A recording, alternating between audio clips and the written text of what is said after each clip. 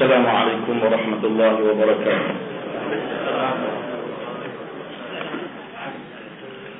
Alhamdulillah. Nahmaduhu wa nasta'inuhu wa nastaghfiruh. Wa na'udzu billahi min shururi anfusina wa min sayyiati a'malina. Man yahdihillahu fala mudilla lahu wa man yudlil fala hadiya lahu. Ashhadu an la ilaha illallah wahdahu la sharika lahu wa ashhadu anna Muhammadan abduhu wa rasuluhu amma ba'd. Hadirin yang dirahmati Allah Subhanahu wa taala. Sambung pada hadis yang berikutnya. Wa an Abi Bakrah radhiyallahu anhu. Babun nahyi 'anil manni bil 'atiyah wa nahwiha. Bab larangan mengundang-undang. Larangan ungkit balik, bercita-cita apa yang kita bagi supaya dapat habuan balik atau kita ungkit balik. Ya ayyuhallazina amanu la tubtilu sadaqatikum bil manni wal adha. Surah Al-Baqarah.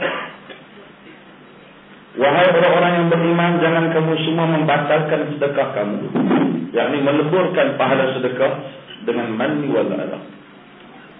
Firman Allah Ta'ala, "Alladzina yunfiquna amwalahum fi sabilillah, thumma la yutbi'una ma anfaqu mannan wa la adha." Ya, ayat yang pertama Allah Ta'ala berfirman, wahai orang yang beriman, ya ayyuhalladzina amanu. Dan kita bagi tahu bahawasanya ayat-ayat ya ayyuhalladzina amanu ini secara keseluruhan, hampir keseluruhannya diturunkan apabila telah terbentuknya masyarakat Islam, iaitu apabila terbentuknya berlakunya hijrah, yaitu hijrah ke Madinah, yaitu apabila berlakunya tak clear tadi betul ya, cuba buat dua-dua karena dua dia ada satu itu konsep poligami tu.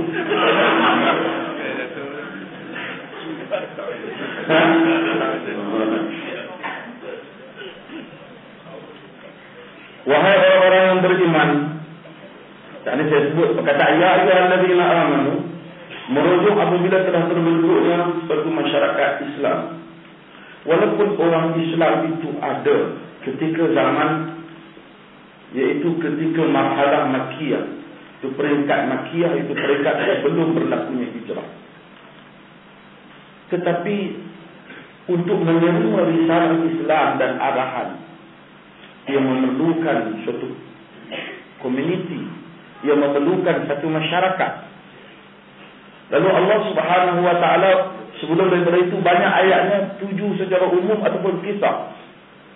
Tetapi apabila berlakunya hijrah, maka orang Islam membentuk kerajaan dan membentuk kesediaan menerima hukum.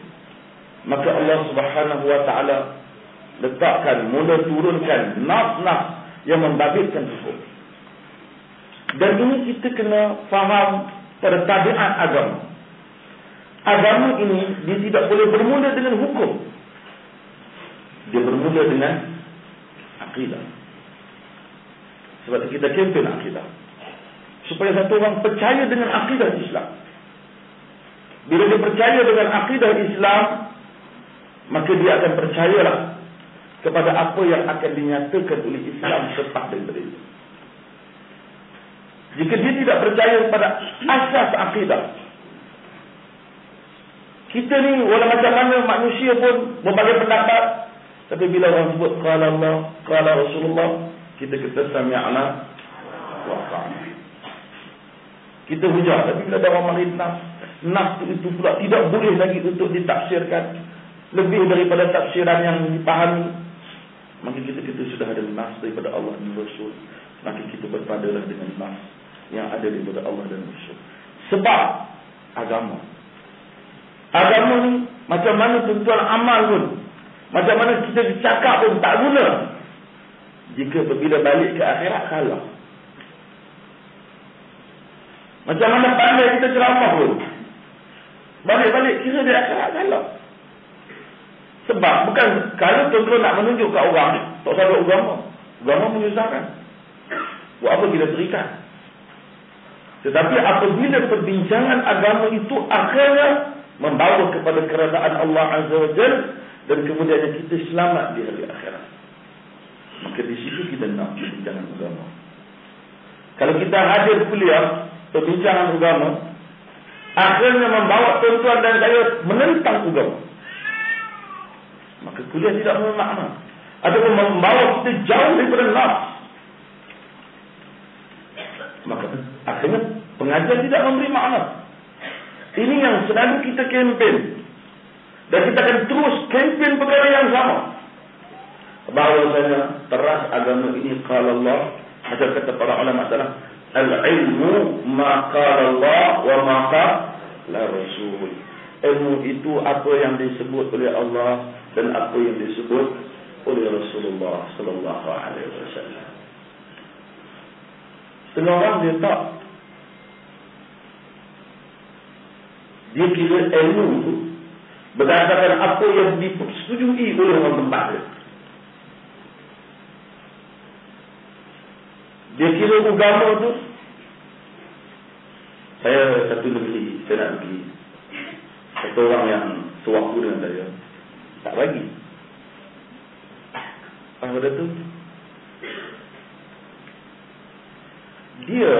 Dia kata, jika betul apa yang Mufti Perlis cakap, jom kita pergi jumpa Sultan. Kita tanya Sultan, betul ke tak? Saya ingat dia yang dilantik pada agama, dia yang merujuk Sultan. Dia pula merujuk Sultan. Tak payah wujud. Dia kata kalau dia kata, tuanku kata betul, betul. Tuanku tu tak salah. Maksudnya tuanku tu tak sebut benda tu, dia guna nama untuk dia rujuk. So dia kata kalau dia kata betul-betul, patutnya kau yang memberitahu raja dan sultan hak mana yang betul, yang mana yang tak betul. Tuanku raja bukan bidang dia pengajar Islam ni, dia perlu diberi maklumat. Sebab itulah dia lantik mufti. Kalau mufti kata saya berdasarkan apa yang raja kata, itulah kata saya. Tak payah ambil mamak nasi kandang dia jadi mufti.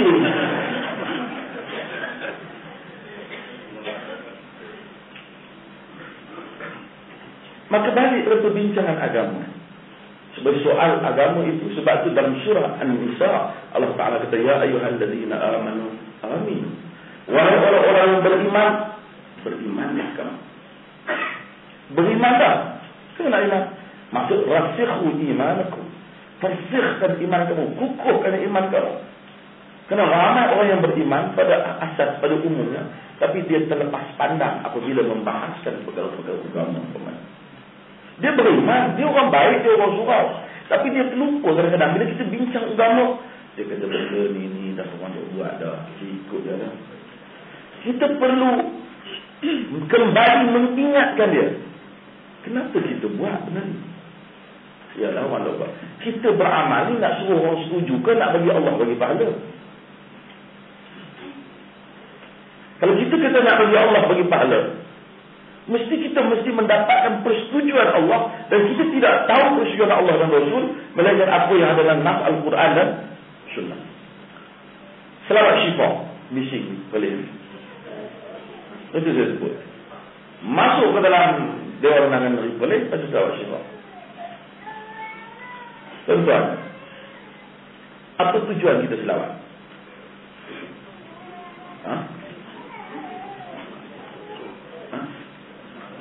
Untuk menghiasi majlis kerana orang nak kahwin?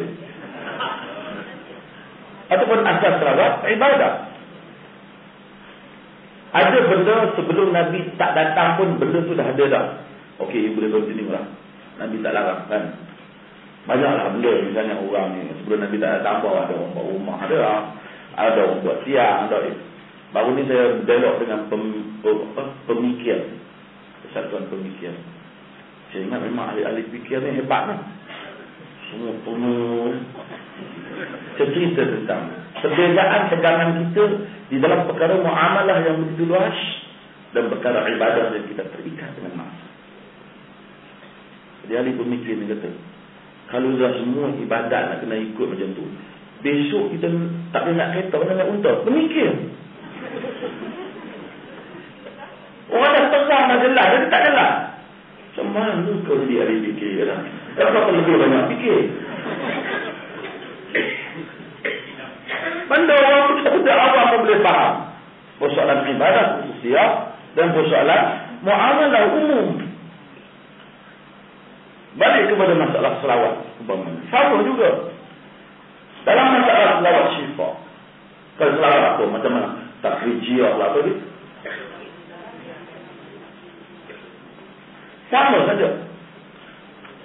Orang kita nak tengok, orang tanya Nabi ke selawat ni macam mana. Orang tanya tak, kami tahu bagaimana nak memberi salam kepadamu wahai Rasulullah. Wa kaifa nusalli alaik, macam mana kami nak selawat kepadamu. Nabi itu kata, qul Allahumma salli ala Muhammad wa ala ali Muhammad kama sallaita ala Ibrahim wa ala ali Ibrahim innaka Hamidum Majid wa barik ala Muhammad wa ala ali Muhammad kama barakta ala Ibrahim wa ala ali Ibrahim innaka Hamidum Majid. Nabi ulang sekali semua. Kadang sebagian lafaz dalam selawat sekali diulang Majid. Sebagian lafaz disebut wa azwaji, disebut juga isteri-isteri. Cukup yang Nabi sebut. Sebabnya soalan tu dah ditanya dah. Tiba-tiba ada orang kata, ada lagi sejenis selawat yang lebih bagus lagi. Bila kata lebih bagus, kita nak tanya, bagus di sudut apa? Tentang kadang-kadang yang sebut tu orang agama juga. Bukan dia niat nak tentang agama, tapi dia terlepas pandang. Ataupun dia terlepas cakap, ataupun dia cakap benda yang dia tak faham. Bila dia kata bagus, kita kena tanya, bagus di sudut apa? Kalau kita bagus kerana benda ni boleh bagi orang terkejut, kita saja tahu, orang lain tak tahu. Itu mungkin. Itu mungkin. Kan? Kita nak tanya, bagus sudut apa? Kalau dia kata bagusnya kerana yang ni dapat pahala lebih, kita nak kena pahala ni siapa yang nak bagi? Kerajaan tempatan ke, wakil rakyat ke, mufti ke, Allah Ta'ala. Kalau Allah yang memberi pahala, kalau kata kita dah, maksud saya kelebihan ni, maksud kalau kita selawat syifa ni, ada wakil rakyat mana ada yang bagi RM10 sekali selawat. Itu ada kelebihan. Betul. Tapi kalau dia kata pahala, kelebihan tu maksudnya pahala. Pahala yang beri Allah Azza wa Jalla. Kalau Allah Azza wa Jalla yang beri pahala, kita nak kena tanya dia, bila Allah janji nak beri pahala untuk selawat ni. Hak selawat ni kita tahu ada dalam hadis. Ni hak syifa ni, ataupun takrijiyah ni. Kat mana Allah dan Rasul janji? Adakah dalam nas Al-Quran atau dalam nas sunnah? Dia kata memanglah tak ada, tapi ustaz dia tahu. Dia kata, kita nak tanya, macam mana ustaz awak boleh tahu? Yang kami ini tahu arahan Allah hanya melalui seorang manusia saja. Tahu? Seorang. Itulah yang kami sebutkan, asyhadu an la ilaha illallah wa asyhadu anna Muhammadar Rasulullah. Dia Rasul. Kalau ada Rasul di Kelang yang jaga dulu atau apa kita tak tahu. Tapi dia kata, ustaz, kalau ustaz ni tahu, ustaz dia ambil di mana? Kalau dia kata tak tahu, tapi dia tahu lah. Dua benda. Sama ada dia mendakwa dia menjadi Nabi, ataupun dia bohong. Lebih baik dia kata dia bohong, sebab mendakwa jadi Nabi dia sohong. Pasal nas tak ada. Siapa yang beritahu? Dia kata dia mimpi. Dan mimpi-mimpi tak jadi hukum masyarakat. Kita tak faham. Itu kalau dia kata di sudut kelebihan itu merujuk kepada pahala. Kalau dia kata kelebihan itu merujuk kepada khasiat, merujuk kepada khasiat. Maksud khasiat selawat syifa ini boleh menyebabkan itu sembuh, ini sembuh. Yang saya sebut itu kalau merujuk pada khasiat, kita nak kena tanya dia, khasiat apa? Kalau dia kata khasiat itu ialah seseorang bila baca selawat syifa, dia akan sembuh penyakit. Kita kena tanya dia, siapa yang akan pergi sembuh? Kalau dia kata Allah Subhanahu Wa Taala akan sembuh, kerana Allah Syafi, Allah yang penyembuh. Kalau Allah yang menyembuhkannya, kita nak kena tanya dia, di mana tempat Allah kata siapa selawat ni dia nak sembuh, sehingga awak boleh bagi jaminan itu pada saya.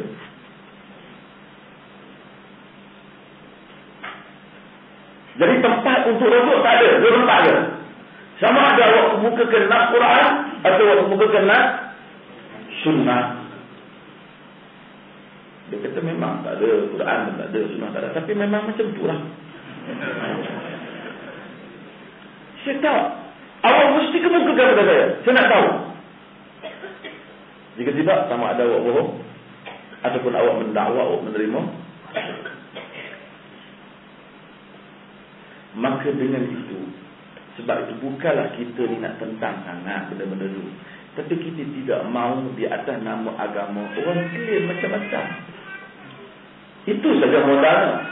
Siapa-siapa yang masih nak dengar, itu saja modalnya. Bukan kita nak perang dengan takdijiah ke, yang sifat tu sikit ada masalah yang lain. Tapi apa-apa yang kemuka, tapi kita tak mahu di atas nama agama macam-macam perkara wujudkan, sedangkan agama tidak bertanggungjawab mengenainya. Kerana apabila tuan-tuan nak beli barang, tuan-tuan semua nak tanya original ke palsu. Ubat original ke palsu, tiruan ke betul. Tapi kenapa malam agama kita tak tanya nak original ke yang nak yang tiruan? Bagi agama yang tiruan betul. Nampak macam tu? Semua orang beli barang dengar, ini handphone ni ada orang dalam apa ni, padahal dengar juga. Tapi kalau agama yang tak tulis, tak ada hak buat. Sebab itu Nabi SAW, ini Nabi yang kata, kalau Nabi tak kata, kita nak kata. Apabila nak berkhutbah, nak berucap, baginda sebut perkataan yang ramai orang tak suka dengar. Tak apa? Iyyakum wa muhdatsatil umur, fa inna kulla muhdatsatin. Saya tak boleh sebut, kena sambung. Saya kena ban dah. Bukan masalah apa. Kenapa Nabi nak sebut benda tu? Nabi sebut perkara pada sahabat ni, semua orang yang ikut Nabi. Tetapi inovasi dalam agama boleh memberikan kesan jangka masa panjang yang telah meruntuhkan agama-agama wahyu sebelum daripada ini. Maka siapa nak tak mau ikut kita pun tak apa, tapi kalau dia balik seorang-seorang, innama a'idukum biwahidah an taqumu lillahi masna wa quraba thumma tatafakkaru. Aku nasihatkan kamu, kata Nabi, itu perkara. Kamu berdiri sama ada berdua orang ataupun seorang, cuba kamu fikir tengok. Kalau duduk seorang-seorang kita, bila nak beramal dengan agama ni, kita nak pilih hak mana? Hak confirm daripada Nabi ke? Hak ada orang kata boleh, ada orang kata tak boleh. Tak apalah kita ambil, ada kata boleh, kita tak boleh. Yang ni ada orang kata boleh, ada boleh. Kenapa kita tak buat benda yang confirm? Di sudut ibadah bagi confirm. Yang lain tu kita berinovasi lah, kan? Nak buat rumah macam mana ke, fiqh muamalat Islam pun luar, tentang konsep jual beli, itu dibuka oleh Islam. Tapi masalah hubungan khusus insan dan Allah Subhanahu Wa Taala, hubungan ini mesti dipastikan ketulinan.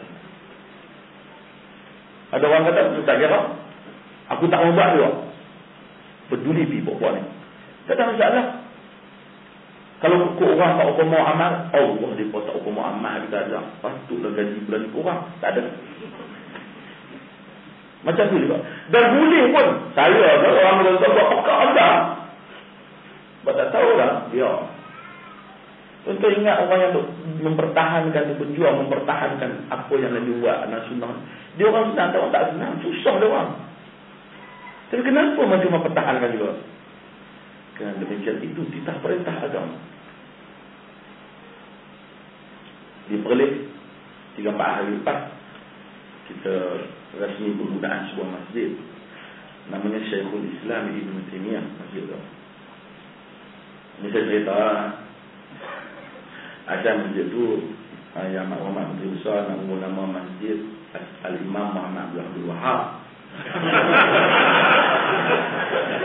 Saya ni orang bagus sebenarnya. Saya fikir panjang, saya kata tak tentu si kita buat ni Taimiyah. Ringan sikit. Pasal apa? Bukan kita bergelih apa tak ada masalah. Tapi biarlah dari segi masa tu ikut yang atas dulu. Dan boleh ni bukan dia Masjid Abu Bakar Siddiq, ada Khalid Al-Walid, ada Salahuddin Al-Ayyubi, ada semua masjid akan ditukar nama. Semua dengan nama imam. Jadi orang akan mengenali imam mereka. Jadi berubah nama apa? Syekhul Islam Ibn Taimiyah ganti. Saya bercakap tentang Ibn Taimiyah. Pasal di Malaysia ni ada orang yang apa? Kafirkan Ibn Taimiyah.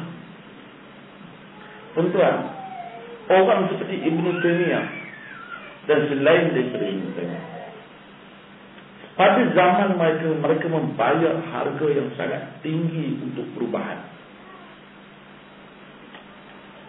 Saya dalam satu dialog 3 hari ada orang wartawan Datuk, kita mufti pelis, tidakkah dengan apa yang you buat sekarang menyebabkan you akan jadi susah?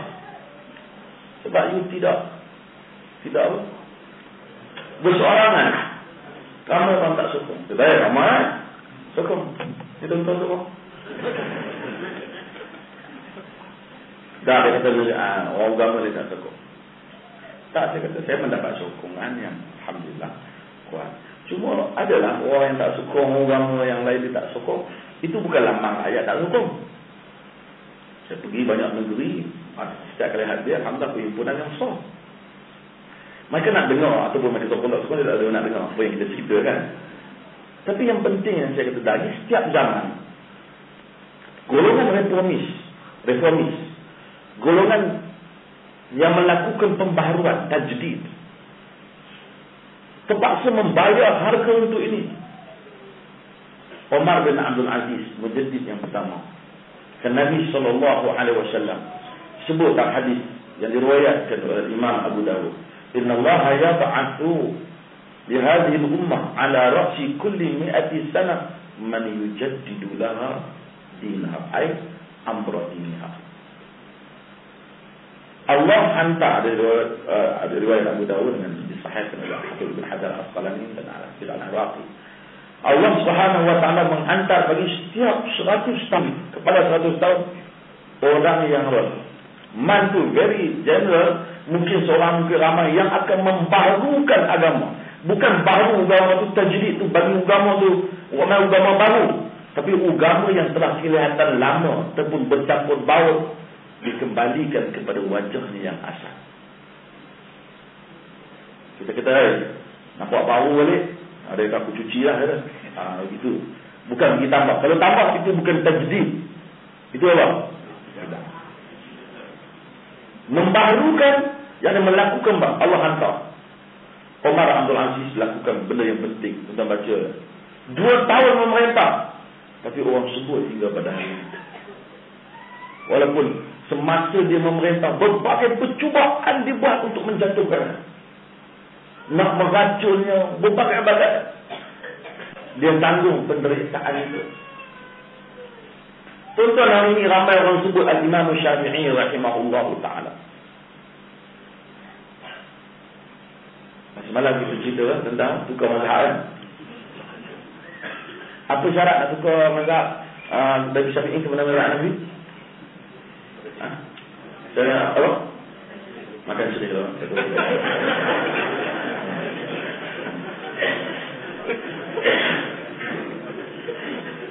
Tapi apa? Tawa-tawa stop. Apa? Niat tukar mazhab. Okey, masalah. Bila register kita tahu. Okey. Imam Syafi'i yang kita puja, ramai orang puja dan kita pun hormati dan sanjungi dia. Dia bukan seperti hari ini. Pada zaman dia dibawa, dia ditangkap, dia ditomok, dia dituduh terlibat dengan Syiah. Macam-macam dia dituduh. Dia pergi ke Mesir, dia berlawan dengan anak murid guru dia sendiri, Imam Malik, menuduh antara berlaku begitu hebat. Sehinggalah kemudian muncul dia sebagai jago. Al-Imam Al-Bukhari dihalau keluar daripada kampung halaman dia sendiri, dituduh mempercayai tentang khalqul Quran. Khalqul Quran tuduhan ini menunjukkan dia sesat, bukan fiqh dia salah. Menyatakan akidah dia sama dengan akidah Mu'tazilah. Tapi oleh kerana dia tak mau melawan dengan Muhammad bin Yahya Al-Dhahli, lalu dia pun mengambil satu keputusan, keluar daripada negeri dia. Kemudian dia pergi ke kawasan yang lain di bawah pemerintahan Khalid bin Yahya. Sekali lagi gubernur ambil tindakan pada dia. Dia tak boleh mengajar. Dia hantar pada gubernur tu surat. Dia kata, kalau kau tak boleh aku mengajar. Imam Bukhari ni ahli hadis. Aku minta satu, tolong tulis surat, kata aku tak boleh mengajar. Kalau tanya untuk apa mak? Khalid bin Yahya tanya, supaya aku nak beritahu Allah Ta'ala bukan tak mau mengajar, aku dah surat tak boleh. Jadi aku terlepas di sini Allah Ta'ala ni.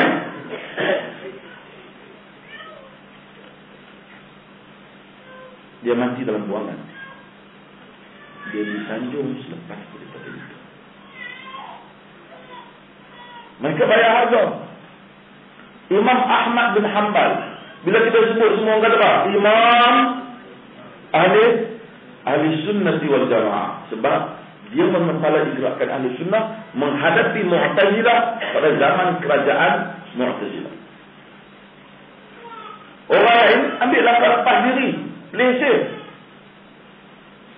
Saya bukanlah nak menyebut sebahagian nama yang kita sayang juga.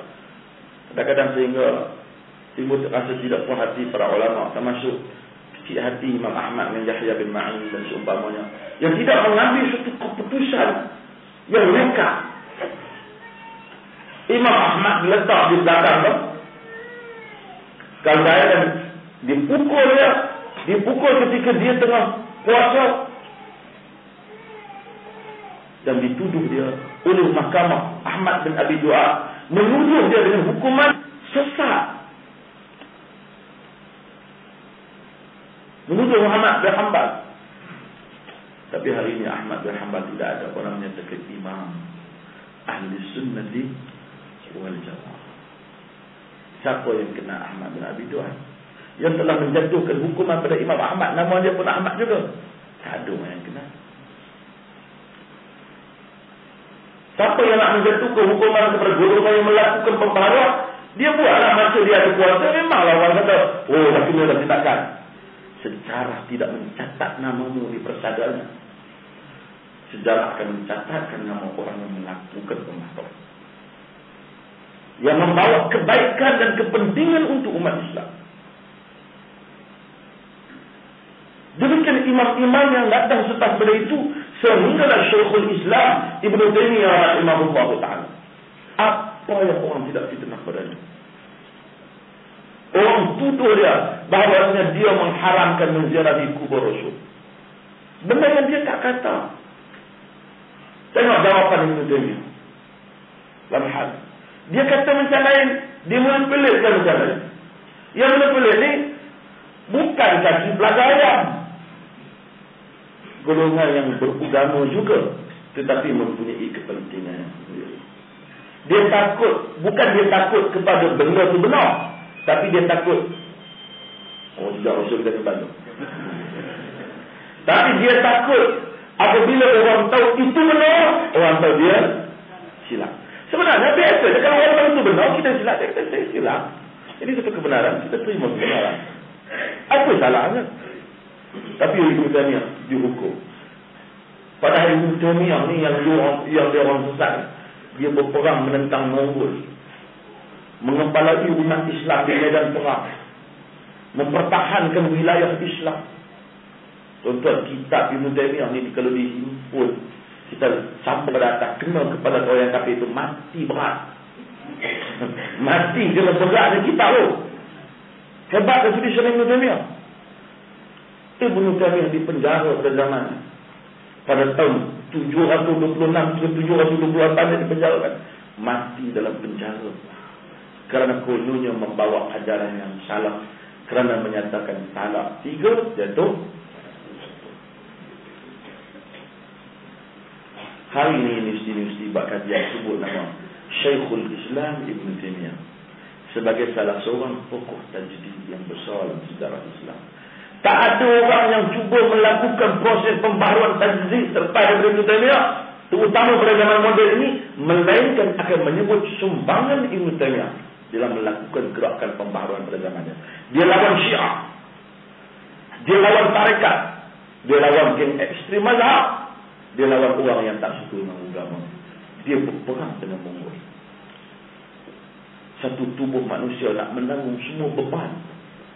Dia melahirkan ulama-ulama yang hebat seperti Al-Imam Al-Mizzi, Al-Hafiz Al-Zahabi, Ibnu Katsir, Ibnu Qayyim.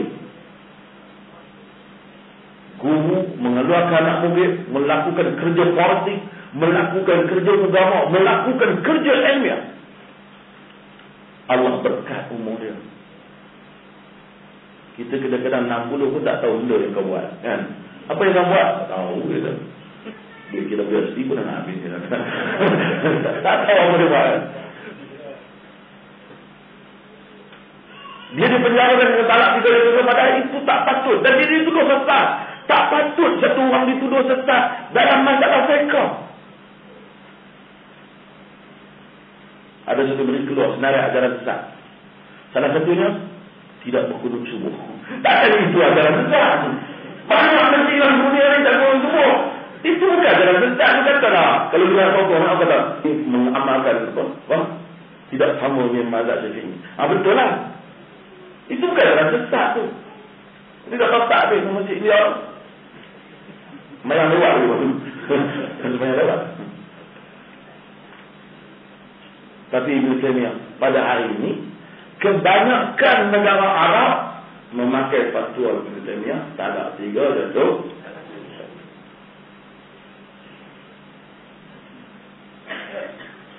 Ramai golongan yang telah melakukan pembaharuan. Orang yang menentang pembaharuan itu telah pun dilenyapkan namanya oleh sejarah. Tetapi tokoh-tokoh ulama tetap nama mereka dicatatkan dengan tinta emas.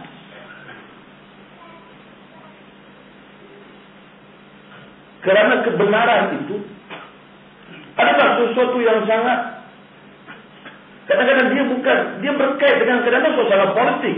Kebenaran pada penilaian manusia. Pada zaman Imam Ahmad, oleh kerana kerajaannya Mu'tazilah, maka semua orang kata Mu'tazilah, bukan semua orang kata, ramailah ahli bodek dan ampu ni kata bahawa kata Mu'tazilah betul. Zaman Shah pun sama juga. Saya bukan nak buat contoh, tapi dia buat bilang kan.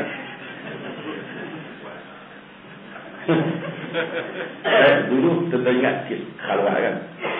Khalwat.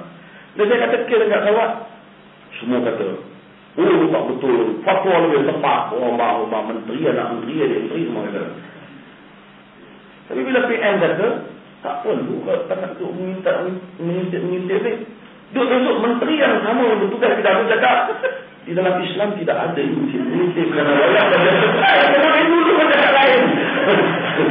Kebenaran itu diubah berdasarkan kepada suasana politik. So, siapa yang bertugas dengan agama gunakan dan guna. Jangan nak menilai satu kebenaran itu kerana buah saya kata salah. Bos itu tidak melebihi kitab dan sunnah.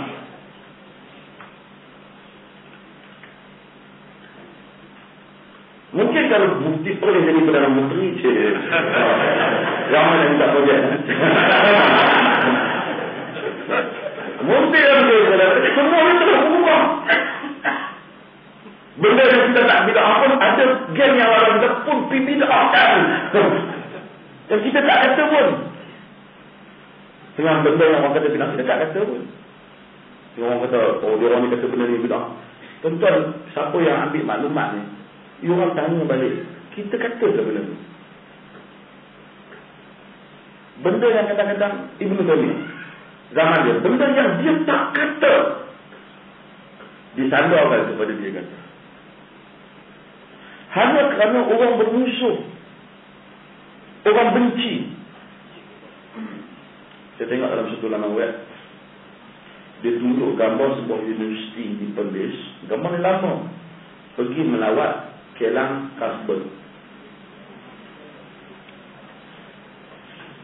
Dia pergi, saya pun tanya dia orang, pasal apa dia orang. Sebenarnya saya tak tahu macam gambar tu diedarkan. Dia tulis itu. Pelajar sebuah universiti yang sedang membuat di Perlis telah melawat Kelang Kasbel. Inilah ajaran Mufti Perlis. Yang menyatakan bahawasanya minum Kelang Kasbel itu tak apa, amalan orang Melayu yang bilang. Manusia bila dia hasad, tu Nabi kata, bila ciri munafik ni, tu bila dia berkelahi dah lampau. Dia melampaui batas. Benda yang semua orang tahu, common sense, tak boleh kita akan kata pun. Lepas tu dia keluar, saya pun tak terbaru saya tengok bila benda tergambar tu lama dia keluar kembali. Inilah Perlis Darul Sunnah Kasbel. Hantar kemudian kontulah hantar. Saya pun tanya pihak universiti, apa cerita ni? Dia kata benda ni lama tak. Mungkin ada kesilapan. Ada pelajar kita bukan pergi minum tu, dia pergi tengok musim tu. Kerana dia orang tak Perlis ni ada anggur. Jadi nak tengok macam mana proses anggur tu. Cuma dia pergi ke Kelang tu, ada orang ambil gambar. Dalam mungkin lah bagi tafsiran dia buat. Tapi macam dia pergi nak ambil, bukannya nak minum arak, dia pergi nak tengok musim tu. Tapi benda tersebut berlaku sebelum dia jadi mufti lagi.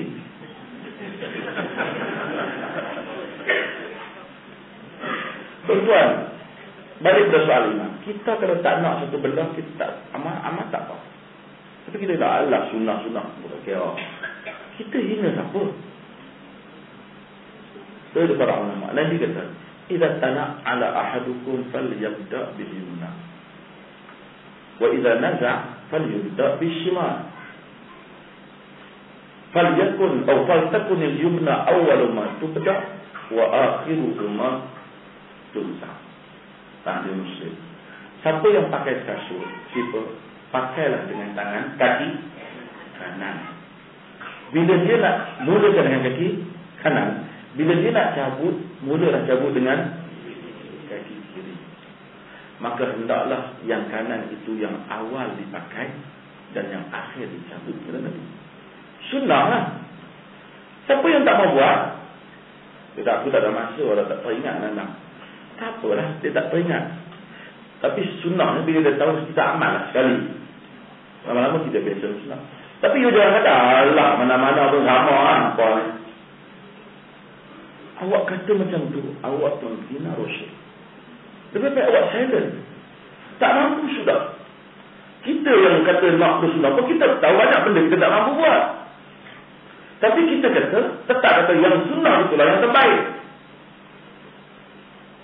Yang sunnah itu yang terbaik. Makin sekarang dia nak berkelahi dengan kita, dia pergi hina betul-betul. Allah sunnah. Tak ada lain. Sebab itu kesalahan iblis. Apa kesalahan dia? Apa jenayah dia salah dia? Nah, bukan kesalahan dia tak nak tunduk pada Adam. Itu kesalahan sabah. Kesalahan pokok dia apa? Sombong. Aba wastakbara. Enggan dan sombong. Wa kana minal kafirin. Maka dia termasuk di kalangan orang yang kafir. Adam pun buat salah juga. Dua-dua ni buat salah. Dua-dua makhluk ni buat salah. Apa Adam buat? Orang kata jangan makan. Dia kata apa? Fa'azallahuma syaitan. Maka syaitan telah menggelincirkan mereka berdua. Itu tengok hebatnya Islam. Islam tak kata, maka Hawa lah yang mempengaruhi Adam, menyebabkan keluar daripada syurga. Macam tu nenek kita cerita dulu. Quran kata tak, syaitan menggelincirkan kaki mereka. Bible kata Hawa lah muncul. Quran kata tak, fa'azallahuma syaitan. Syaitan menggelincirkan kaki mereka berdua. Tapi Adam tak kata, Adam tak challenge Tuhan. Adam tak kata, Iblis, dia challenge, dia kata apa? Ada ke kau ciptakan dia daripada tanah, ada kau ciptakan aku daripada api, tiba-tiba aku bulan habis. sembah dia. Khalaqtahu min tin wa khalaqtani min nar. Kau ciptakan dia daripada tanah dan kau ciptakan aku daripada api. Dia bertikaikan hukum. Adam dia buat benda yang sama salah. Tapi dia kata apa? Dia tak kata undang-undang tak logik betul. Bubuk pokok dalam sudut dah tak boleh makan. Dia tak bertikai benda tu. Kalau dia kata tak logik, kalau dah tak tahu benda ni aku tak boleh makan, tak payahlah kau tubuhkan orang buat. Ini kau benda aku, benda yang kau sendiri buat. Adam tak kata begitu. Kalau dia dah silap, dia kata apa? Rabbana walamna anfusana wa illam taghfir lana wa tarhamna lanakunan minal khasirin. Dia surrender berawal. Kami zalimkan kita. Kita ni anak-anak Adam. Semua kita buat salah. Mufti ke, tok syekh ke, tarekat dalam, tarekat luar, lama je. Kalau kata mufti tak buat dosa, ni ada benar pun. Insan. Tetapi lebihnya insan mukmin bila buat salah, mengaku, ya Allah, hamba membuat salah. Ya Allah, hamba bertaubat. Ya Allah, hamba bertaubat. Kita petikai satu benda yang menjadi sunnah Rasul. Allah kata silap. Tak apa, insyaAllah. Apalah saya baiki lah. Sekarang itu kata nak baiki, tak baiki-baiki lagi pun. Itu kata tak nak ulang lah. Benda yang Rasulullah tak buat ni pun tambah tu lah. Nak ulang lah tapi itulah, tak membuat lah tapi tak mampu dia. Tak mampu satu kelemahan. Sunnah jangan cabar. You jangan challenge sunnah tu. Kata itu ada dalam hadis Rasul. Saya tak masih lagi tidak berkemampuan. Bukan tak mampu betul. Dia hanya satu kesalahan, bukan satu kekufuran. Itu apa ya? Saya bagi uraian ni cerita lain lah. Itu lagi kita buat kita. Baik, kita buka pada soalan. Semalam dia orang kata ada soalan yang tak ni. Saya ingat saya pun tak mau baca dalam, baca saya suka saya baca dulu sebelum saya datang ke majlis. Kita boleh tanya soalan apa. Saya happy datang jumpa tuan-tuan ni. Tuan-tuan baca Quran di kubur. Dia kata tidak boleh baca Quran. Rujuk buku Riyadhus Shalihin kata boleh baca Quran riwayat Muslim. Riwayat Muslim tidak menyebut pun tentang baca Quran. Cumanya Al-Imam Nawawi rahimahullah ta'ala, dia telah menyatakan Al-Imam Syafi'i menggalakkan membaca Al-Quran di kubur. Dengan menghormati Al-Imam Nawawi rahimahullah ta'ala, jika disemak kepada semua buku Al-Imam Syafi'i, tidak ada pun suatu tempat yang Imam Syafi'i sebut macam yang Nawawi kata. Amat hairan di mana benda ini diambil oleh Al-Imam Nawawi. Bahkan yang ada dalam Naqd Syafi'i yang disebut sendiri oleh Imam Nawawi itu, terutama ketika mensyarahkan Sahih Muslim, kerana Imam Nawawi ini dia syarah Sahih Muslim juga, didapati bahawasanya dia menceritakan bagaimana Imam Syafi'i menolak sama sekali sampainya bacaan Quran kepada si mati. Dan demikianlah yang disebut oleh Al-Hafidh Ibn Katsir ketika mentafsirkan ayat wa an laysa lil insan illa ma sa'a. Insan tak dapat melainkan apa yang dikerjakan, kata Ibn Katsir. Maka dengan itu Al-Imam Syafi'i menjadikan nas ini sebagai dalil tak sampai Quran terus. Siapa yang kata sampai nak sampai, tapi saya nak rujuk tentang perkara ini. Maka di mana Imam Nawawi ambil perkara ini? Wallahu ta'ala alam. Para muhaqqiqin apabila baca nas Nawawi ini, mereka kata mungkin Nawawi nak masukkan bukan Syafi'i, kata Syafi'iyah. Sebahasa ulama. Tetapi Nabi SAW suruh larang dijadikan rumah seperti kubur, kan? Yang kita baca dulu. Dan syaitan tidak memasuki rumah yang dibaca surah Al-Baqarah. Jadi artinya perbandingan Nabi, rumah bukan seperti kubur. Jadi Nabi suruh baca Quran di rumah, dalam hadis Muslim, berarti di kubur tak baca Quran. Satu. Dua, dulu Nabi larang perempuan ziarah kubur. Kemudian Nabi izinkan perempuan ziarah kubur. Lalu Aisyah radhiyallahu anha, hadis Bukhari, telah bertanya Nabi sallallahu alaihi wasallam, apa yang patut dibuat masa ziarah kubur? Jadi apa Nabi ada? Sampai dah beri salam semua, assalamualaikum ya ahla, ya. Ini yang ya ahli kubur dalam berbagai riwayat. Kemudian Nabi itu yang Nabi ajar. Nabi tak kata juga kemudian daripada itu kau bacalah 7 surah. Nabi tak kata. Sedangkan Aisyah dah soalan, Aisyah dah tepat dah. Apa yang patut kami buat dalam kubur? Tak mungkin berlakunya takhirul bayan. Tidak berlaku dalam ilmu fiqh ni dia panggil, tak mungkin Nabi melewatkan penerangan bagi waktu hajat, bagi waktu yang diperlukan. Maka dengan itu, kita walaupun ada pendapat ulama, kita lebih menyukai apa yang berlaku pada zaman Aisyah, bahawasanya tidak dibaca Quran di kubur. Adapun hadis yang diriwayatkan oleh Zamihan, hadis itu adalah perkara dhaif.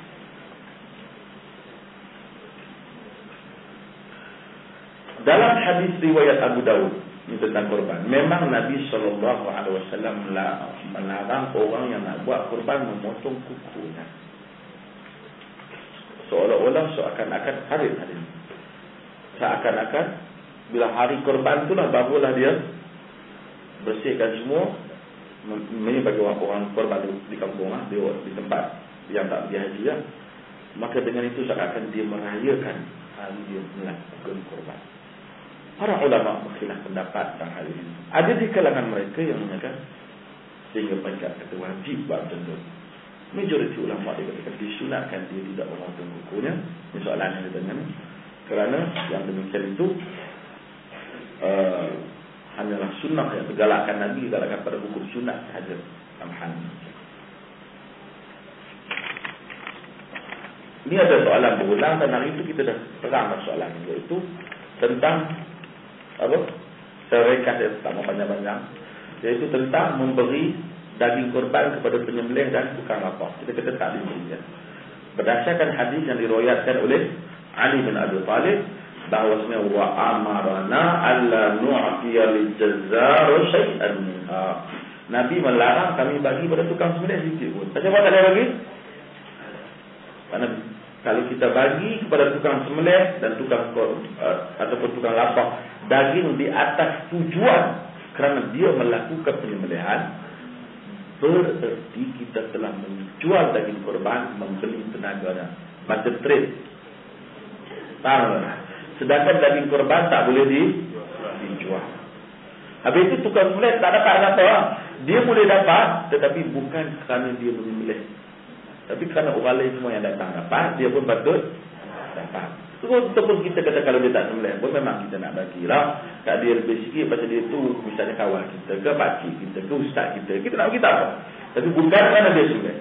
Untuk menghilangkan perasaan itu, Ali kata kami beri sesuatu daripada kami. Maksudnya ni nak tadi nak dia blokir dia apa nak dia sembelih.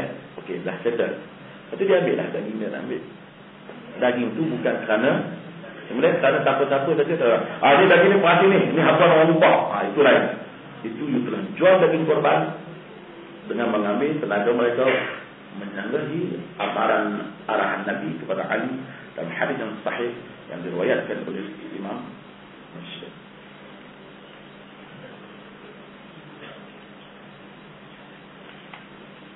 Perempuan yang kematian suami, berdasarkan Al-Quran, berapa lama dia kena duduk rumah dia? Arba'ata asyura, 4 bulan dan 10 hari. Dia melakukan khidab, dia melakukan lambat sama juga berkabung. Apa yang dia tak buat?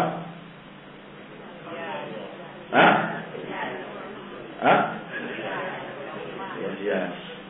Dia tidak boleh keluar rumah tanpa sebab. Melainkan dia kalau dia misalnya bekerja, itu sumber rezeki dia keluar bekerja, kemudian dia balik.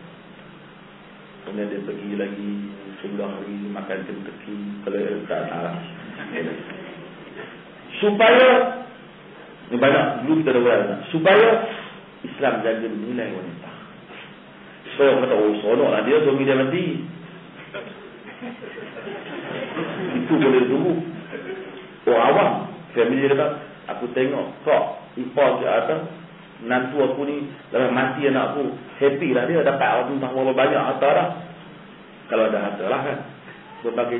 Berbagai persepsi akan timbul. Sangka buruk terhadap wanita. Agama bagi tak bulan 10 hari dia duduk, dia jangan bersolat, dia pergi buat benda yang penting, dia duduk seakan-akan dia berkongsi perasaan duka cita dengan kawan, dengan keluarga semata. Apa yang agama buat? Kenapa 4 bulan 2 hari tak 4 bulan 15 hari? Amrun ta'abudi. Demikian diputuskan oleh agama. Boleh bubuh 4 bulan 15 hari, kenapa tak boleh 4 bulan 2 hari?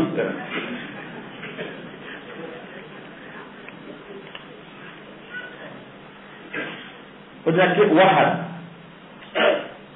Penyakit wahan ini ialah apa? Ini dah kita dalam hadis yang diriwayatkan oleh Imam Abu Dawud sanad yang hasan.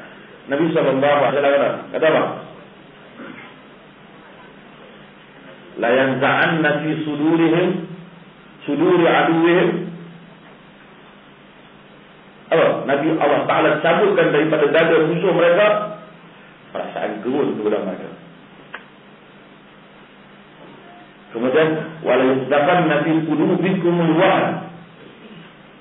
Dan Allah Ta'ala mencampkan dalam hati mereka perasaan wahan. Sahabat tanya, wahmu ya Rasulullah, wahan itu apa wahai Rasulullah? Nabi tahubbud dunya wa karahiyatul maut, cintakan dunia dan takutkan mati. Hadis itu Nabi kata tentang masalah yushiku an tatada'a alaikumul umam kama tada'at al-akalatu ala qat'atiha. Qalu an qillati nahnu ya Rasulullah, qala la walakinnakum yawma idzin katsir walakinnakum ghusa'a ka ghusa'il sayl la yanza'anna Allah min suduri 'aduwikum mahabbatan minkum wa la yaqtafanna fi qulubikumul wahn. Nanti umat akhir zaman berkumpul semua ambil tindakan kepada kamu. Sahabat kata, kenapa wahai Rasulullah kami sikit? Kita sikit dah. Nabi letak lebih banyak seperti Allah cabut dalam hati yang musuh kegerunan, campak dalam hati kita wahan. Sahabat tanya, wahan apa? Cintakan dunia, takutkan mati. Ini baca hadis lah. Ini golongan dua itu. Rasulullah baca dalam artikel dia hari ini tersebut. Nabi sebut, wa ma buwaibidatu ya Rasulullah. Apa itu ruwaibidatu wahai Rasulullah? Rasulullah kata, ta'tifun nas yatakallamu fi amril 'amma, manusia lekeh tapi bercakap dalam urusan orang ramai. Nabi kata, inna baina yadayhi sa'atin min qadda' yusdaqu fiha al-amin wa yukdhabu fiha al-talib wa yatakallamu fiha al-qa'id wa yatakallamu fiha al-wajibah. Sebelum berlaku kiamat ni ada tahun-tahun yang menipu, dibenarkan orang yang bohong dan dikatakan bohong orang yang benar. Wa yukhawwinu fiha al-amin wa yu'tamanu fiha al-qa'id, dikatakan khianat amanah, dikatakan amanah orang yang khianat. Ini akhir zaman. Betul tak? Wa yatakallamu fiha al-wajibah, dan akan bercakap puak al-wajibah. Sahabat tanya, Rasulullah itu apa Rasulullah? Nabi kata, orang yang lekeh tapi bercakap dalam urusan orang ramai. Tak ada idea pun, otak singkatnya, tapi bercakap dalam urusan orang ramai. Dia pun nak cakap, dia pun nak bagi fatwa, dia pun nak bagi pandangan tentang hukum. Tahu tak apa? Itu benda yang dia tak tahu. Dia pun nak jadi ahli politik, tapi otak pun tak. Semua urusan orang ramai jadi tak betul. Yang bercakap pasal haji, dia pun itu yang kata apa? Lontar batu, lontar syaitan. Sahabat Allah dan lontar syaitan jangan batu Aqabah. Lontar syaitan kita ditipu, takkan akhir macam betul Aqabah dia pergi tunggu situ. Kau ingat dia bodoh sangat ke? Jahat memang ada jahat. Tuan-tuan, kalau ada orang itu mak jalan dalam masuk Islam, terkejut dah. Kita lontar syaitan. Syaitan ni mana aku tunggu ni?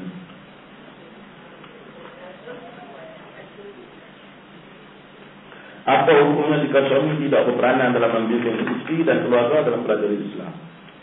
Suami wajib membimbing isteri. Ya ayyuhalladzina amanu qu anfusakum wa ahlikum nara. Surah At-Tahrim. Wahai orang yang beriman, jaga diri kamu dan keluarga kamu daripada neraka. suami ni wajib lah. Kullukum ra'in. Besok balik ke akhirat kita dia akan tahulah. Sebelum tak payah tunggu akhirat lah selesai bimbingan ni. Wajib kita bimbing isteri. Wajib kita bimbing anak-anak.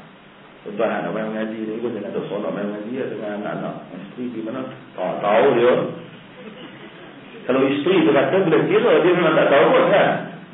Tapi kalau suami saya tak tahu. Yang penting saya mengaji. Dia orang nak masuk mana dia masuk. Dia akan selesai masuk syurga tu betul kemudian. No.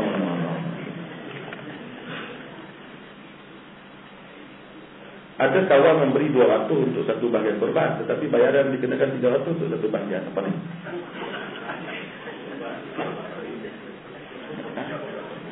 Bolehkah saya tambahkan 100 dengan uang saya sendiri? Adakah kawan saya itu? Kalau tak faham, ni macam ni ID suruh surat ni sudah aku saya tak faham. Apa maksudnya? Ha?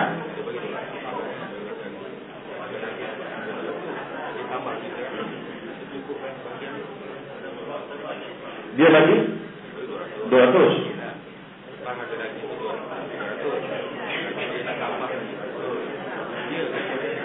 Satu bahagian berapa? Satu dia bagi. Siapa yang bagi? Berapa yang bagi? 200 atau 300? Saya nak tahu mana yang bagi cukup kan? Dia tanya apa hukum dia tambah. Kenapa dia tambah? Saya tak faham. Apa itu? Ha? Dia tak kena.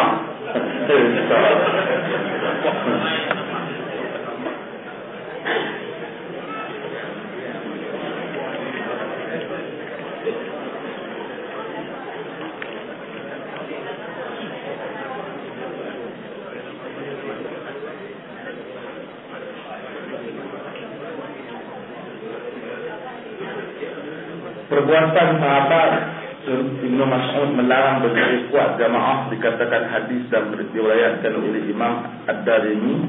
Apakah perbuatan itu dijadikan hujah ke di sana?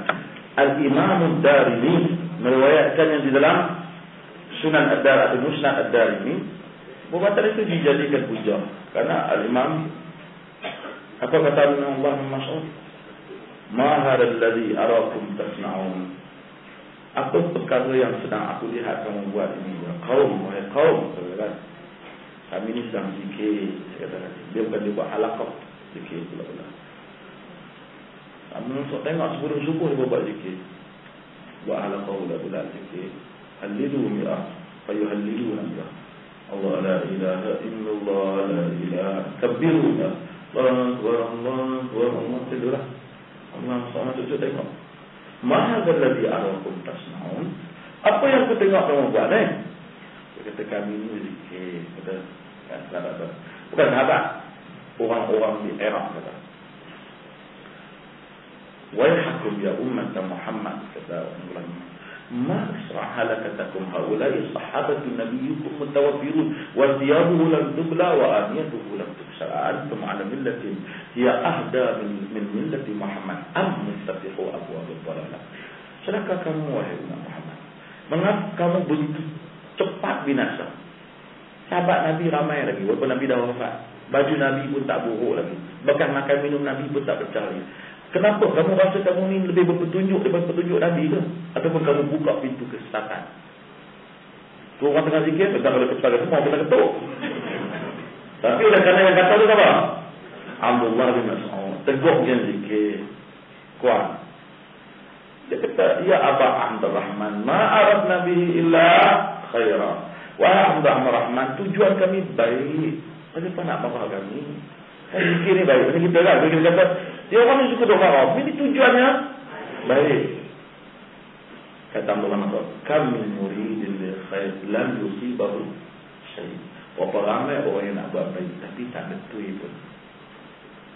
Hadis ini telah dijadikan nas oleh para ulama bahwasanya tidak adanya zikir yang demikian mutlak. Kalau nak ben Abdullah bin Mas'ud kita dah tak ada. Saya ingat kalau tak ada ramai kena gam.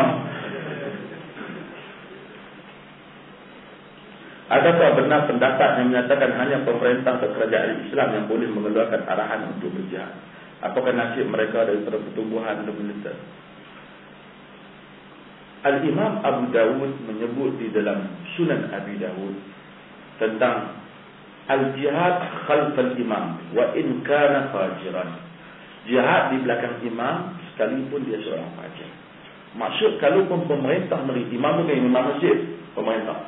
Maksudnya pemerintah sekiranya dia pun fasik ataupun zalim, tapi apabila dia menyeru kepada jihad, yang jihad itu benar, menentang Indra sebab menentang golongan yang golongan musuh-musuh Allah yang melanggar negara Islam, kita yang tak setuju dengan pemerintah itu, dengan perangai buruk dia pun wajib berjihad di belakang. Sebab yang dia perang tu dia perang itu. Tetapi kalau negara itu negara besar, kita tak boleh lancarkan jihad dalam negara melainkan dengan keizinan Tapi kalau sekiranya kawasan itu tak ada pemerintah, wilayah Islam diserang, tempat Islam, takkan tak ada jihad, tetap ada jihad. Pemerintah itu ulul amri, yang mana pemimpin yang diiktiraf oleh orang tempat. Tapi tak boleh nanti diserang kerajaan dan kerajaan. Kalau dia diserang, seperti di Bosnia, kalau mereka diserang, takkan mereka nak tunggu arahan baru dia perang. Mereka tak tunggu biar orang kata mati tu, dia mesti boleh berperang halal. Apakah hukum mengerjakan haji kali kedua? Apa hukum? Tuan, bila tuan pergi haji, tuan akan dipanggil bang? Tuan? Bila tuan bayar zakat, dia akan panggil tuan zakat. Tuan Ismail, tuan salat. Bagaimana haji saja dapat? Bagaimana salat tak dapat? Ha? Ha? Ha? Oh, ini banyak. Akhirnya salat Muhammad, Haji Muhammad salat. Apa? Arab ni. Ada orang tanya dia, ada dia kata, boleh kita pergi. Dia tu haji semayang. Salat Muhammad. Pasal dia tak pergi haji, kita ada semayang. Dia ni Haji Muhammad. Wah, ini benda bukan salah, bukan bid'ah, bukan apa, kebiasaan orang dulu. Dah pergi haji tu bagilah. Tuan, masa kita nak pergi haji, tuan bang. Ha? Ha? Macam mana boleh bang tuan haji? Ha? Oh, masuk Johor. Ha? Ni kita masuk. Safety, dia bang. Kita tengok. Tak masuk ni dia bang juga. Ha? Saya tanya orang tu macam apa? Dia kata kenapa pergi haji kenapa? Dia tak tahu buat tidak bang. Tapi dia kata dalilnya rawahu sumpah merah tadi.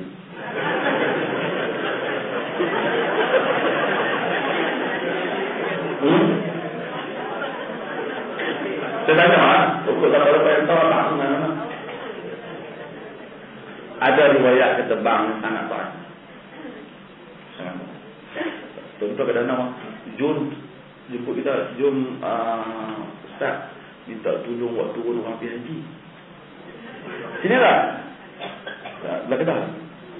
Tapi ni waktu saya kata kenapa dia cacat dah. Cacat dah dia haji. Kau dah pernah pimpin apa dia. Dia nak waktu luka. Dia kata bismillah. اللهم إنا نسألك في سفرنا هذا البر والتقوى من العمل الصالح وترضى وتشارك. Kadang banyak sangat turun di Mekah. Ini ayah yang ada pusing belakang lah. Balik-balik. Kali pergi tak balik. Kita duk harap mati masa buat ibadat. Biar ayah mati untuk buat ibadat. Tapi susah kalau main di Mekah. Aku pula nak ajar orang palsaan dan akhir.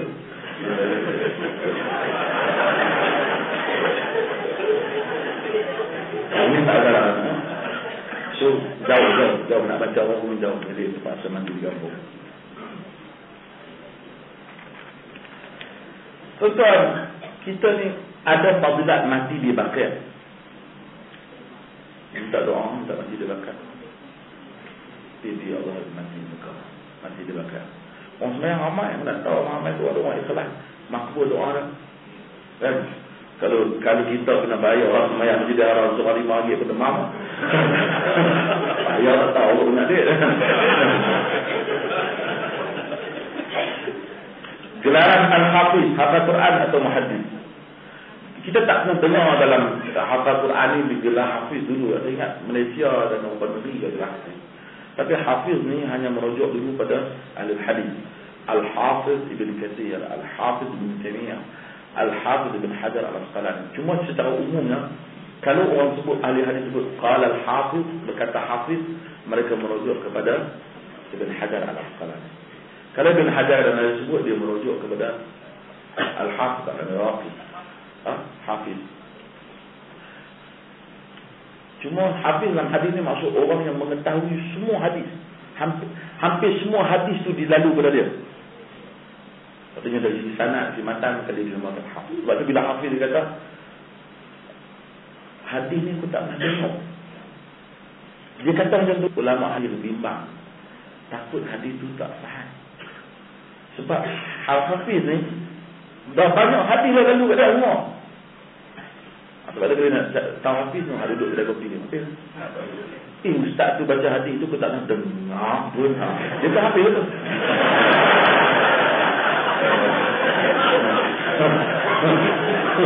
Dia tu lah.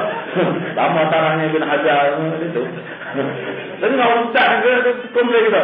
Hadis mesti boleh baca, kita tak nak dengar pun. Hafiz lah. Ingat tak ada zaman ni tahu dia.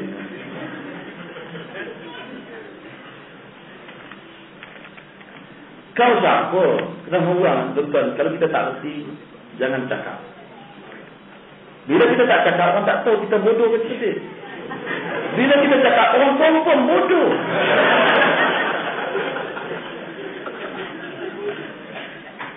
Jangan cakap. Tak tahu, buat dia tak tahu bodoh. Cerdik buat kali cerdik nampak bukan tapi pen mempat. Cerdik. Cakap juga silap. Orang ulang. Sekali yang buat Allah ulang. Orang semayang istisqa dia terkadang. Dia tak ulang. Dia orang boleh kita, apa ni semayang terkadang ni masjid banyak. Istisqa ni orang semayang lah. Ibadah. Itu jangan cakap tak bodoh. Benda yang tak tahu saya dan seorang kan. Orang semayang minta hujan tu. Istisqa ni hujan. Semayang ibadah. Dia kata pokok ni bodoh. Masjid kita semayang ibadah. Memang jenis dia semayang ibadah. Dia ulang buat apa? Tengah orang dia duduk kata, aku tak nak dengar apa dia kata. Macamlah kau banyak mengaji lah kan? So mengaji kedai kopi tu pula.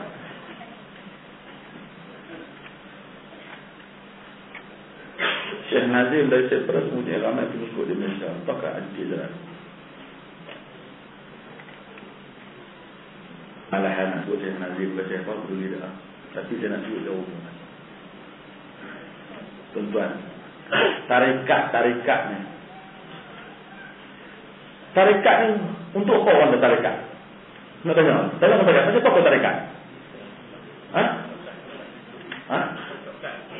Shortcut. Untuk apa tarikat? Dia kata jalan nak pergi ke syurga. Kalau dia nak pergi syurga, tak jalan kami ni tak boleh pergi syurga.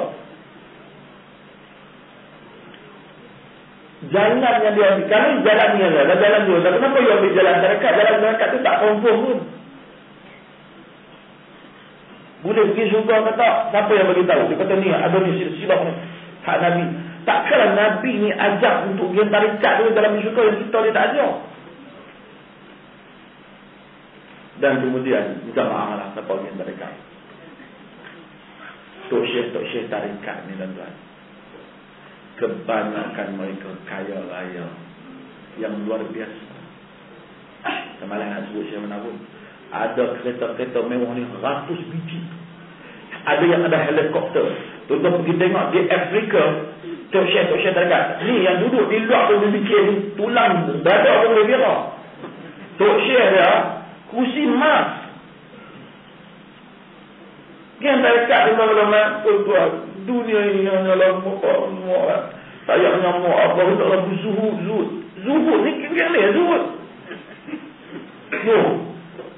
No. Zikir perdana dibuat di Singapura. Sekarang kerajaan Singapura suka mungkin. Dia tak kata orang.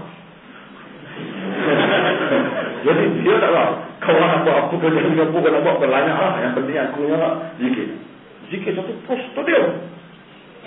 Dunia tuan-tuan, dunia Allah, dunia macam dunia bubuh dia. Semua kepala-kepala tarekat Indonesia tu, Singapura, kepala dia panggil zikir, ketua zikir. Semua memiliki kereta-kereta mewah yang tak dimiliki di tempat lain. Padahal kebanyakan mereka tu sebelum jadi kepala zikir tu, gajinya tak mampu beli pun. Beli kereta di Singapura tak mampu. Singapura memang tak lah. Bila anak murid dia pakai kereta? Dunia. Bila dia pakai kereta? Kurniaan Allah.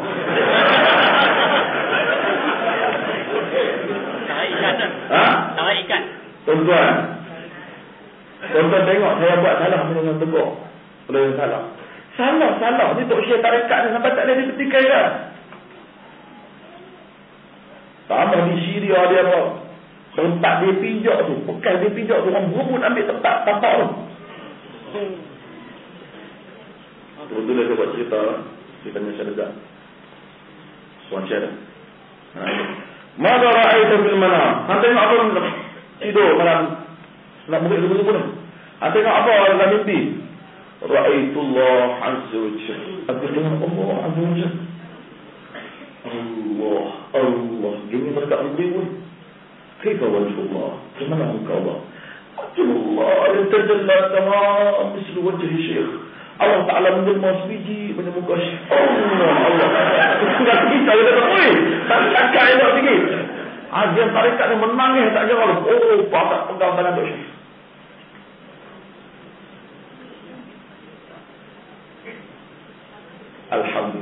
Alhamdulillahilladzi hadana lihada wa ma kunna linahtadiya laula an hadana Allah. Segala puji Allah Ta'ala yang memberikan petunjuk kepada kita. Tuan-tuan, ustaz sunnah kata sunnah, salah. Mana tak sunnah kata tuan-tuan saja dia sebut sunnah ni. Berapa kali dia jumpa Nabi ni? Saya kata dia tak pernah berhubung dengan kalau nak jumpa amin biasa, nak. Itu semua menimbulkan hulu, menimbulkan melampau orang, jadi ekstrim yang bukan-bukan. Saya bukan kata yang kata orang tak salah cium tangan. Saya bukan kata tak boleh. Ada dan Nabi buat. Saya rasa benda tu tak layak untuk saya dan saya tak suka pengikut ni dia jadi ekstrim. Ini ekstrim. Kita ni jumpa apa-apa ni saya nak tanya dia, kenapa ustaz kata begitu? Tanya. Dia kata, hanya untuk tanya balik selap perut ke? Wahai sesiapa sahaja yang mengikuti dan mendengar apa yang kita ajar, kita mengajar supaya orang beragama sangat sederhana. Balik pada tadi, ilmu itu apa yang disebut oleh Allah dan Tok Saham Mufti ke, Antok Syekh ke, 8 bakul yang berat dengan kepada tak sama dengan Allah dan Rasul, salah. Apa tak salah cerita? Dia hitam. Dia hitam kan susah. Banyak cara boleh buat. Jangan hitam ada tu okey lah. Lagi Allah hitam ada okey, go on. Tapi saya kata yang kita hitam tak apa amat. Sebab pada zaman ulama salaf ada orang kata fulan bin fulan mimpi berjumpa dengan Rasulullah, menyatakan pada dia sekian dan sekian. Masalah kenapa? Entah berapa ramai orang yang mendakwa demikian, akhirnya dia menumpahkan darah orang Islam. Saya ada 1-2 orang di Malaysia ni yang kaki jampi bomong hebat-hebat ni, yang untuk sekolah ulama ni, sekarang keluar internet, kononnya mimpi jumpa Allah lah, mimpi jumpa Rasulullah. Ni kadang-kadang oleh kena election berdekat yang mencari keluar. Tuan-tuan, benda macam ni, you create benda tu, you akan menimbulkan ekstremis di kalangan pengikut you. Tuan-tuan nak hormat, tuan-tuan suka. Saya suka Mufti Perlis misalnya. Tak apa, suka lah. Tapi, okey juga. Saya, apa Mufti Perlis cakap, 100% saya. No. Saya akan tengok. Kalau apa yang dia cakap tu ada dalam Quran dan Sunnah, kami terima. Dia bukan rasul. Dia menghuraikan benda tu. Kalau kami dapati ada nas lain yang bercanggah dengan tu, maka kami pegang nas. Itulah kita ajar. Saya takut tak? Pada hari dia betul.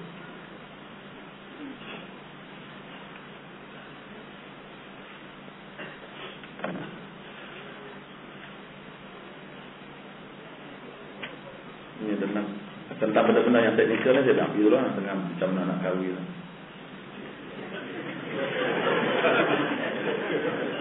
Ada orang nak kenal kita, dia kata ini mesti boleh, dia kata boleh poligami, awak dia tak buat. Bagi proposal, kita tengok.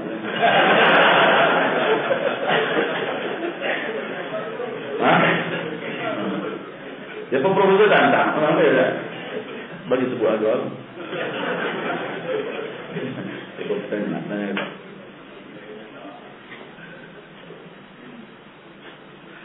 Ada imam masjid kata tak dapat pahala jemaah kalau saf tak lurus dan diselangi dengan kanak-kanak.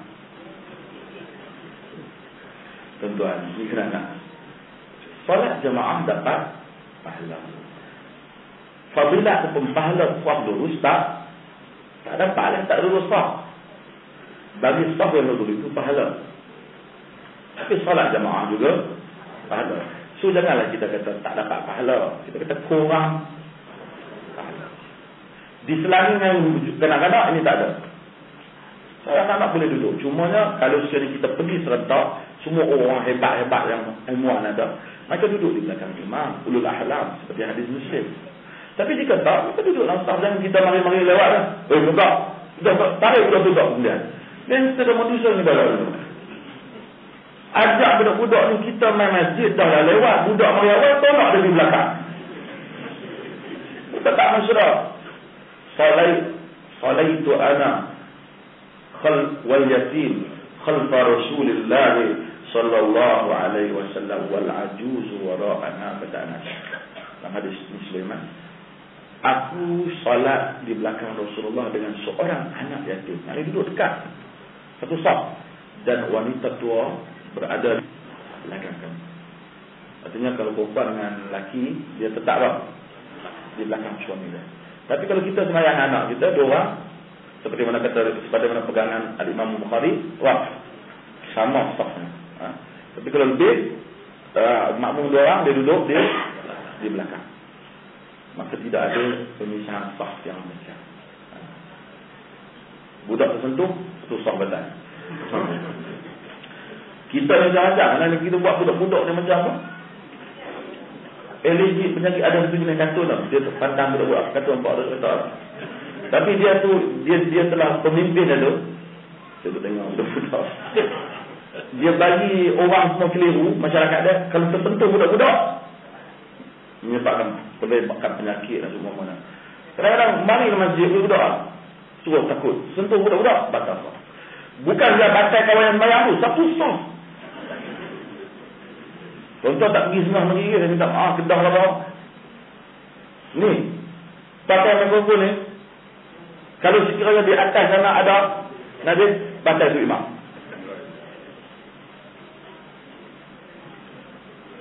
Tu pijak-pijak ni, kalau sana ada najis, batal imam. Dan nak batal nak, pergi batal semua sekali. Dia tak baca hadis Nabi sahabat salat, pegang tali lintau ada. Lama kan? Dia ada kecenderungan nak bagi batal banyak, saya pun heran. Betul. Di Mekah ada orang ni, jalan sikit, pusing sikit.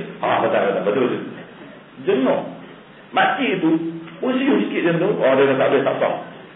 Tak payah rukiah kau lah, memang orang akan terpusing.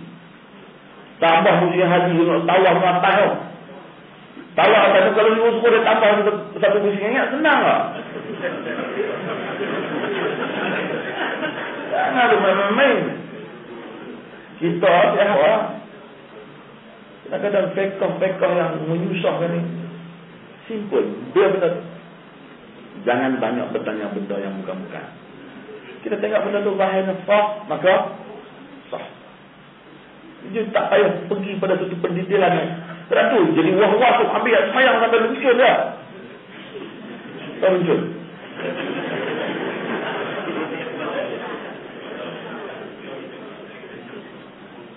Apakah makna zikir Allahu yang diamalkan oleh orang tarekat? Bila nafsu ditarik disebut Allah, nampak ditarik. Dia tulis Arab, saya baca Cina. Bila nafas ditarik disebut Allah, dan bila nafas dihembus disebut tarik kanan. Dia buat Allah. Tak dapat dia bikin satu produk yang lain dua orang. Tuan-tuan, apa benda yang susah? Tuan-tuan tengok Al-Azkar yang Nabi tu, apa Hisnul Muslim. Tuan-tuan baca yang tu pun tak larat baca dah zikir Rasul ni. Yang kita nak pergi cari benda yang tak confirm ni nak buat apa? Kononnya wali sekian-sekian berpuluh tahun cuba nak melaksanakan Allah tu. Allah suruh ingat Allah Azza wa Jalla. Maka zikir Allah. Tentu orang tarikat ni nak tanya, dia khusyuk tu, khusyuk kerana ingat nama Allah, khusyuk kerana irama.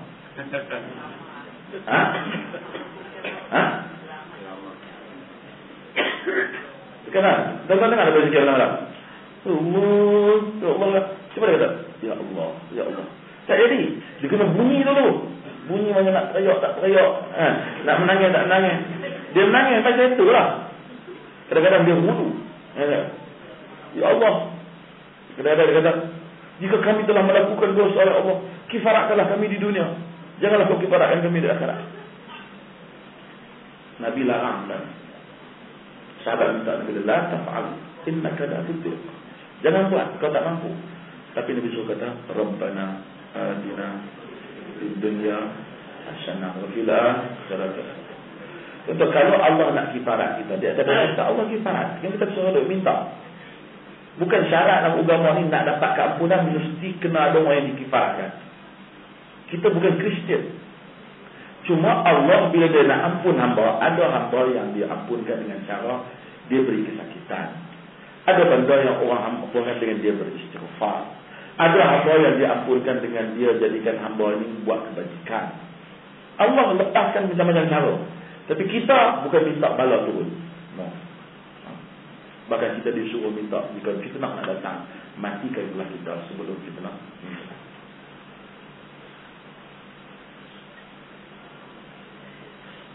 Apa hukum dalam agama kita? Kanak-kanak di belakang tidak solat tapi main-main dan bising. Bukan hukum kita, hukum kanak-kanak.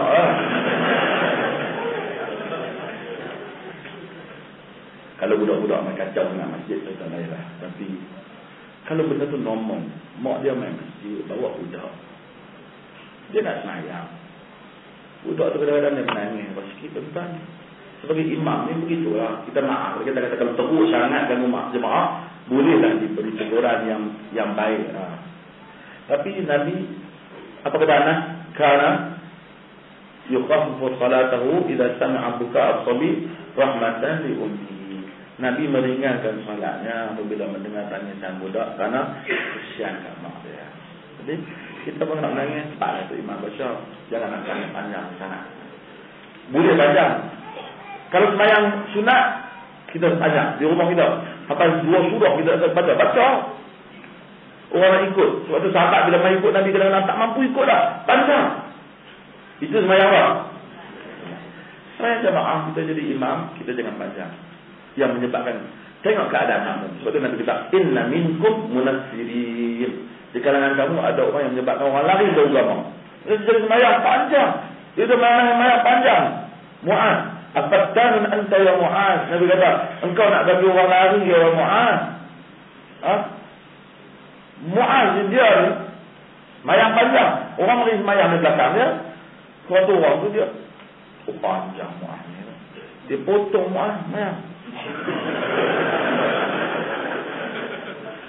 Mu'az potong dia. Apa-apa semayang, tengok potong, marah lah. Munafik ke? Zaman tu ada munafik pun, potong Mu'az. Dia ni kata munafik itu tak ada geram. Dia jumpa Nabi. Dia kata Rasulullah, dia kata aku ni Mu'az jadi imam panjang. Aku ni suka pergi awal petik kurma. Sama Mu'az panjang tu. Nabi panggil Mu'az. Tu Nabi kata, kamu ni wahai, kamu dia bagi orang lari dengan Mu'az. Nabi ucap doa di kalangan kita ni. Ada orang yang apabila suka menjadi seorang wanita agama, bila jadi imam, ringankan. Bukan ringan setiap kali baca qul huwallah ya. No lah. Baca yang Nabi baca lah. Ikutlah subuh banyak sikit. Asyar banyak. Asyar dah tak ada apa lah. Kita subuh di tempat-tempat yang orang nak pergi kerja. Tengok time semua. Terus subuh masuk lewat mungkin 6. Itu imam yang banyak kan. No, orang duk syak sekarang duk semayang tu. Imam dah baca tak sedap. Panjang pun.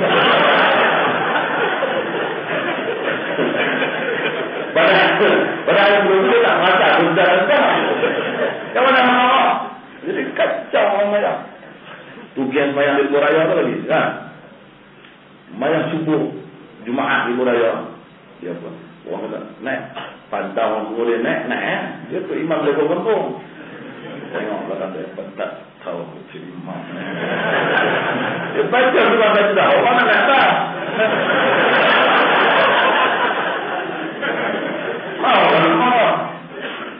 Tuan-tuan, benar ni. Sebab Nabi kata Allahumma faqihhu fid-din. Faqih kan dia nak kena. Faqih ni cerdik agama. Cerdik tu bukan cerdik hantar baca-baca. Itu pun cerdik juga. Tahu di mana betul tu nak diletak. Kadang-kadang kita semain jemaah dengan anak kita, sunat kepada rumah. Kita tahu nak kita dengar tu dia orang tahu kata dia balong kata. Apa dia ada jemaah tu? Balong dia ada jemaah. Dia ni malas. Dia tahu kita baca tu. Dia buat. Kita nak ambil hati anak kita sudah semayang kita. Tak payahlah panjang. Sikit. Kadang-kadang orang betul pikir di badan. Dia nak kredit sikit orang cuti. Budak-budak tu duduk di rumah dan kira subuh nak ayah. Zuhur tak ayah. Fikir apa dah? Mayang tajuk dia mayang. Kira ibadah kita selesai kata dia terti mayang bagi betul. Ini kita dah buat semua. Mana dia uncis? Saya baca dia uncis. Kan ibadah itu tujuan dia nak bagi orang berhenti semayang. Tak payah lu buat dia takut tu. Dia tak aku subuh muda semayang. Mana mayang dia buat mayang 12. Dia semayang tasbih hari. Sekali berdiri. Ya Allah. Kita tak cerdik. Kita selalu agresif dan nak buat benar. Sebab tu Nabi bila orang nak satu agama dia suka buat sedikit-sedikit kemudian meningkat lebih baik daripada buat serentak. Ini juga perempuan dan tuan-tuan semua ikut sunnah apa ni, alhamdulillah. Ikut semua kita sunnah lah. Bukan tak ada sunnah pun dia mana-mana sunnah. Tapi yang ikut pengajian-pengajian yang kembali kepada kitab dan sunnah ni, jangan agresif. Kita balik-balik, kita dengar saya kuliah tak apa. Pipi kata imam, tu imam memang banyak buat benda salah. Macam mana kata ni? Saya tahu banyak ngaji dengan mesti boleh. Dia tak kata kayu, dia kata dia. Padahal dia tak kata dia.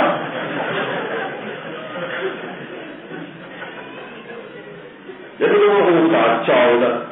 Saya bukan kata tak betul, tapi you kena ambil faham. Saya kuliah. Bila saya kuliah ni dia seni. Seni masing-masing kan? Kadang-kadang saya menawar dia guna bahasa utara. Saya kata, Mangkuk Ayu ni. Dia pun, yang kali kita jumpa, saya kata Mangkuk Ayu. Janganlah dia, lagu ini dalam mana ni. Mangkuk Ayu tu Mangkuk, tinggal Ayu, tak apa lah. Dia jangan tiru lah benda tu. Benda tu ini. Saya tak kata kat individu, saya sebut. Very gentle. Jadi bila ini kata, tahu tak? Mesti boleh letak. Jadi terima kasih anak-anak dan minta maaf. Jazakumullah khairan katsiran. Kita tak tahu bila nak sempat ni jumpa untuk kuliah ni. Dan ini pun saya pun minta maaf. Patutnya bulan masa cuti ni tak buat dan mengurangkan jemaah yang main. Pasal tuan-tuan banyak yang nak kahwin dan selamat kahwin. Jadi nak selamat mengulangan yang mana sebab di rumah tak mahu anak. InsyaAllah tuan-tuan mesti meneruskan agenda pembaharuan ini. Dengan cara artikel apa semua yang ada geng-geng kita ni. Tolong putus state, tolong edarkan, tolong bagi, tolong campaign, tolong SMS, tolong semua. Dan kita insyaAllah dalam masa 5 tahun daripada sekarang, kita akan menjadikan aliran tajwid pembaharuan ini adalah mainstream dan negara ini dengan pertolongan saudara-saudara sekalian insyaAllah. Mudah-mudahan. Sekian, Assalamualaikum warahmatullahi wabarakatuh.